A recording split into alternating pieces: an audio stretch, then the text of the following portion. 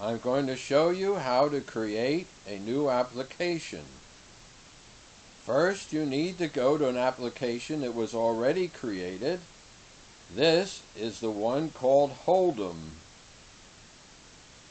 To create a new application, you have to go to Program, and over here there is a box that says Create a New Application. Going to click on that box. All of a sudden, there's only one instruction now in the main program, and it's called Exit. And down here you see that there's only a main program, there's no subprograms. However, right now I'm going to go to this box and create a new subprogram. Now it built a subprogram. The only instruction in it is a home instruction which says go back to the main program.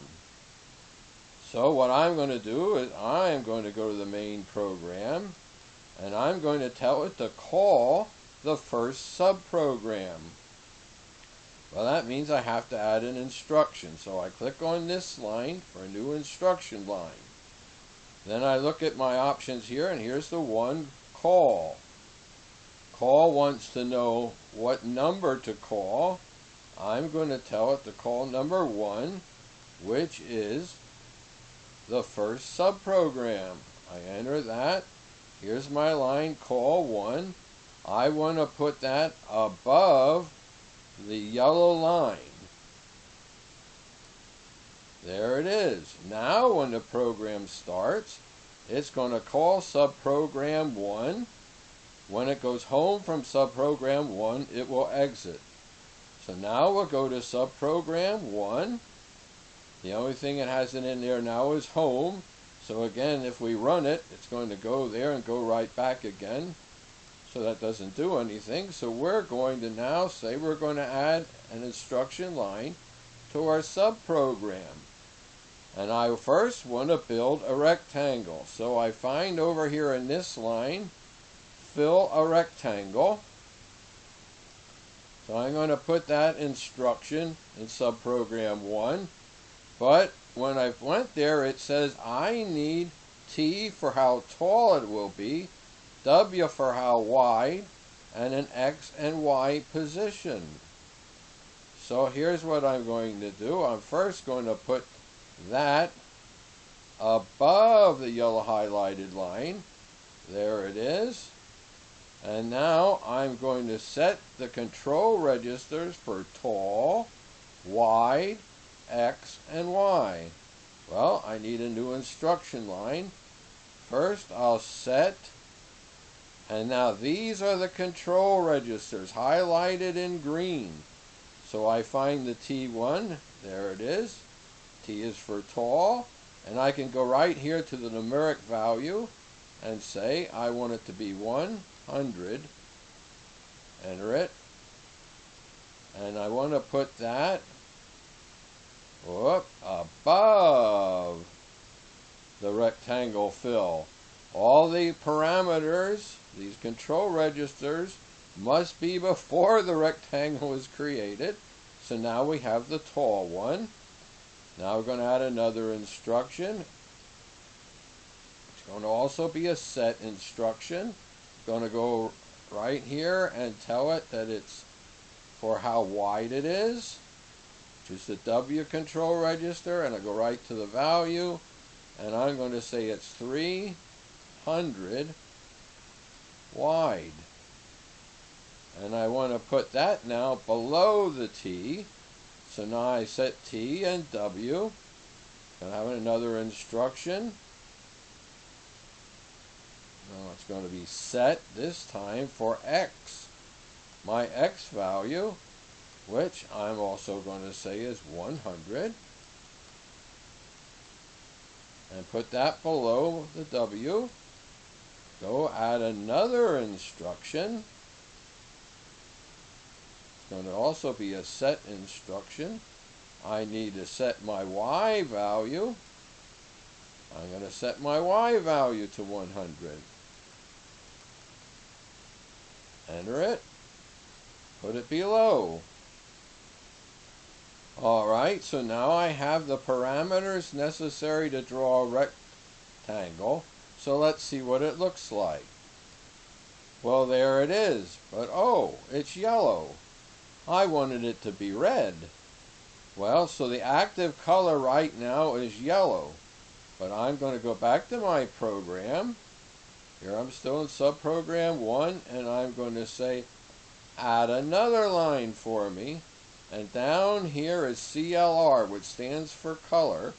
I'm going to click on color. Then I'm going to go right to the number value again. And I'm going to say 600. 6 in the red, no green, no blue.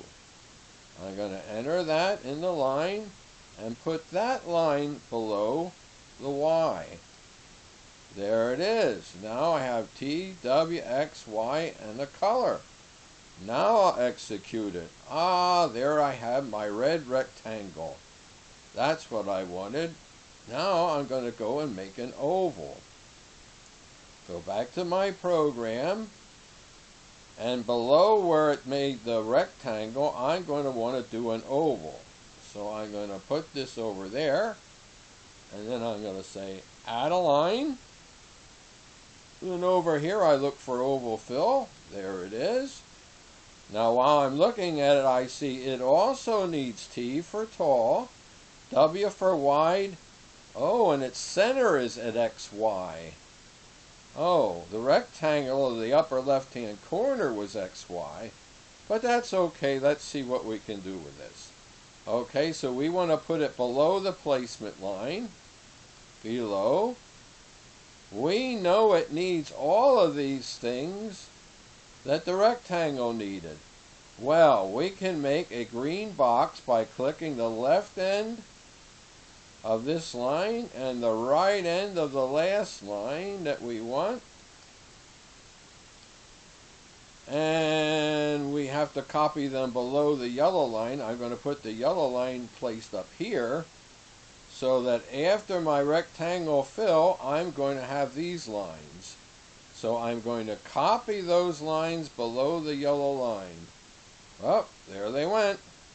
So now I have a T for tall, W for wide, and an X and Y for my oval.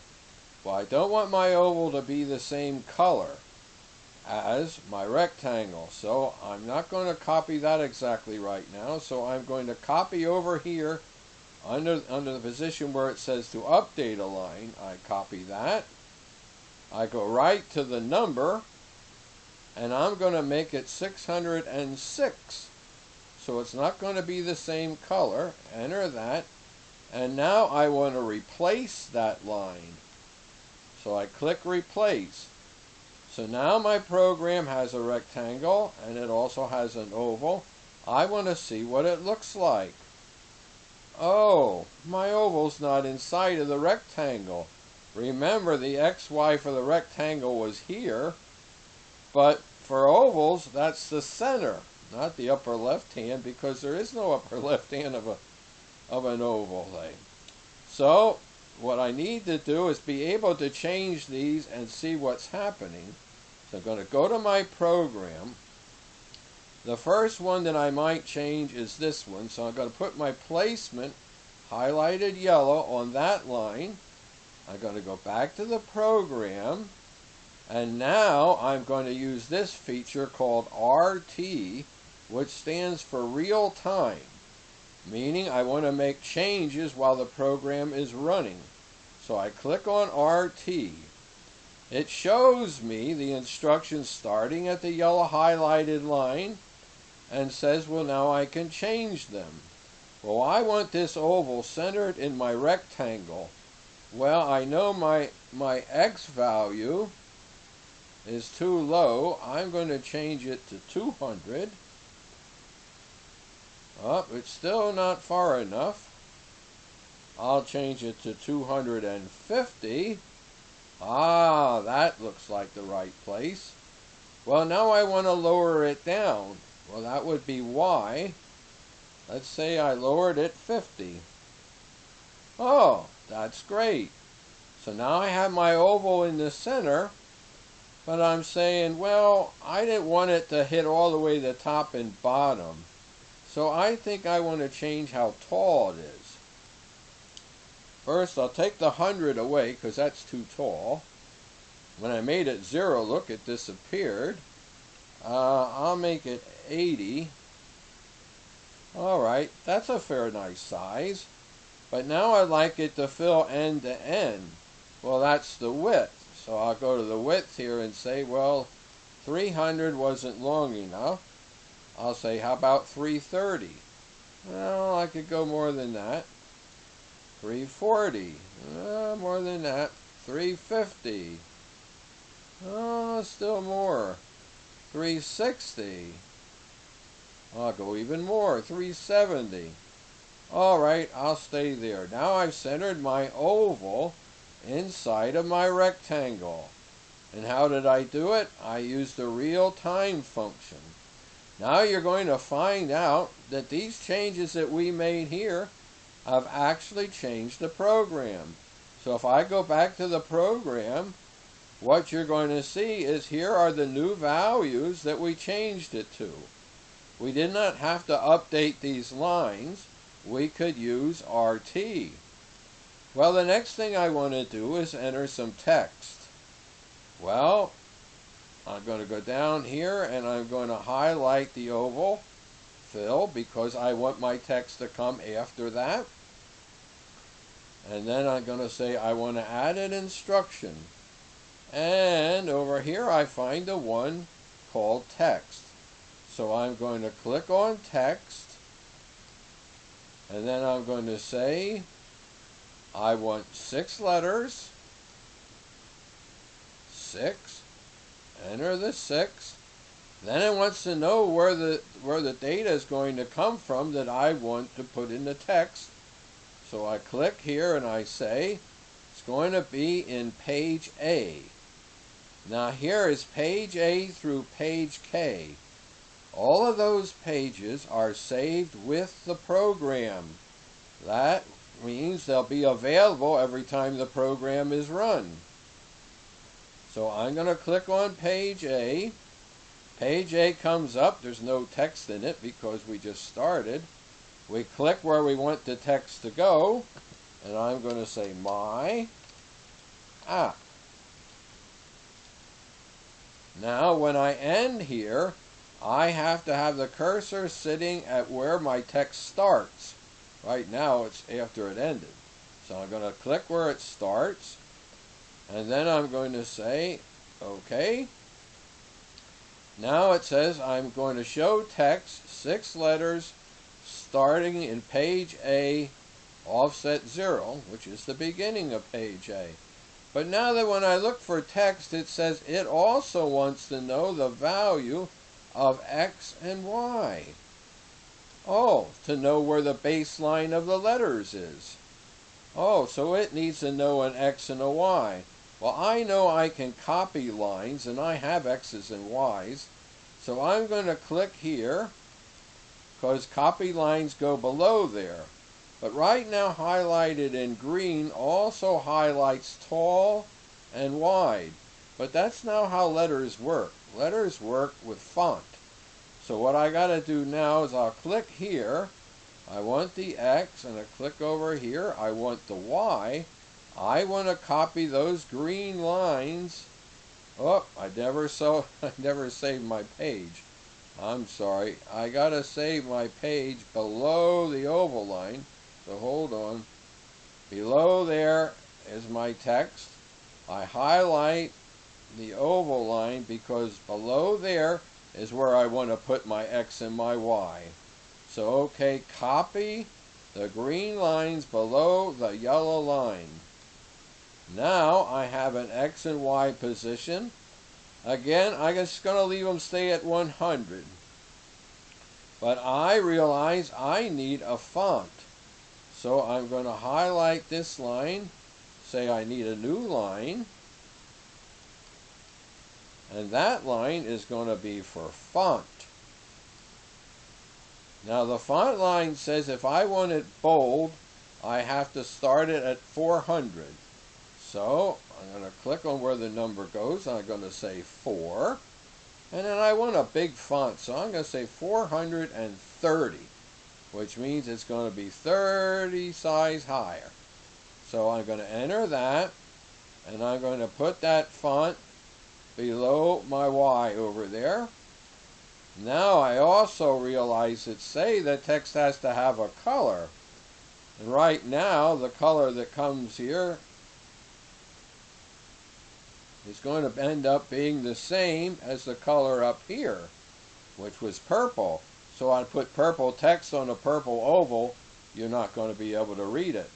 So I think what I'll do is I'll say I want a new line, I want color, and it comes up with a 0, and well, 0 is black. No red, no green, no blue. So I'm going to put that below the yellow highlighted line. Okay, so X and Y, a font and a color, are ready for my text. Well, let me execute it and see what it looks like. Oh, well, that makes sense. The X and Y is up here, and so that's the baseline for the letters. Well, but I want it down here in the purple oval. So now what I got to do, I go back to Program. I know the first line I might want to change is the X value there. I'll go back to execute it, and I'll go to my real time. Real time. Now I notice that, well, the X value I need to increase. So I'm going to make it like 150, 160, 170, and that's getting close. And my Y value, well, I got to move it down. Let's see, I'll move it down 50. I'll move it down 60. Move it down 70. But now I'm going to stop because I'm going to change the size of my font. So it might start filling up the oval nicely once I change the size of it. So I made it 430. Well, what if I made it 440? Or 450? Whoop, I think 450 is going to end up being too big. But let me reduce my X. I moved my X too far. So I'll go 60, go 50. Oh, my font's too big. So I'm going to go back to my font. I like big fonts, so I'm going to make it 445.